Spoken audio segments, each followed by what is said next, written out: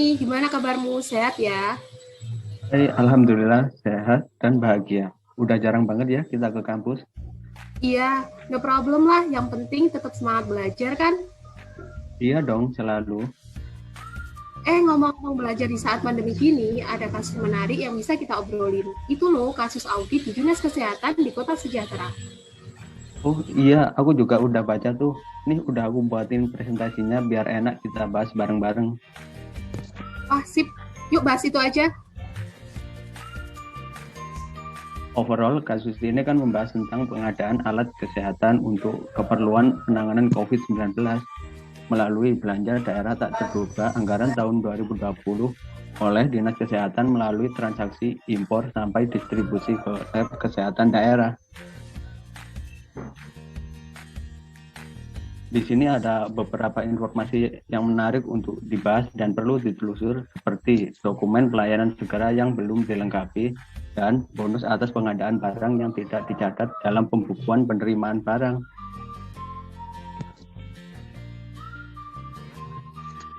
Perlu dibahas lebih lanjut. Aku malah justru penasaran mengenai beberapa hal dasar dari kasus ini.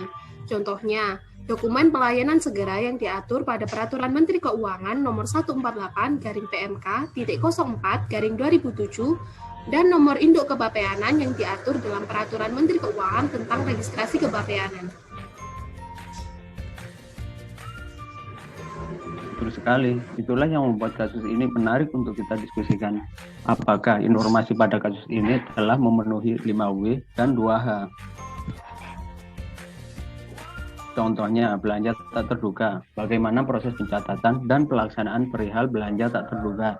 Dan untuk dokumen pelayanan segera, di mana dokumen tersebut masih belum lengkap. Ya, benar banget tuh. Ada juga contoh lain seperti barang berupa bonus yang tidak tercatat. Mengapa bisa terjadi dan siapa saja yang terlibat di dalamnya? Lalu, dasar pemilihan penyedia. Bagaimana prosedur Dinas Kesehatan Kota Sejahtera menentukan penyedia barang untuk alat kesehatan ini? Wah, semakin seru ya diskusi kita. Selanjutnya, dalam praktek audit investigasi, perlu kita tentukan juga responden dan bukti dokumen apa yang bisa kita telusur.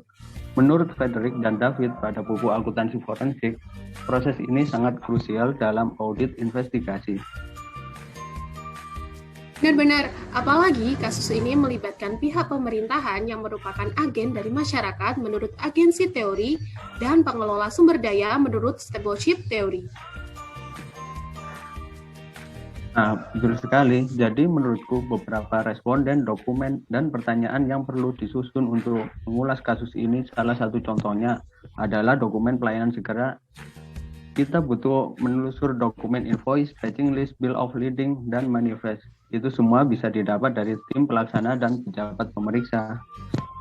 Kalau tambahan dari aku, responden, dokumen, dan pertanyaan berikut ini juga bisa dijadikan acuan untuk menelusuri kasus.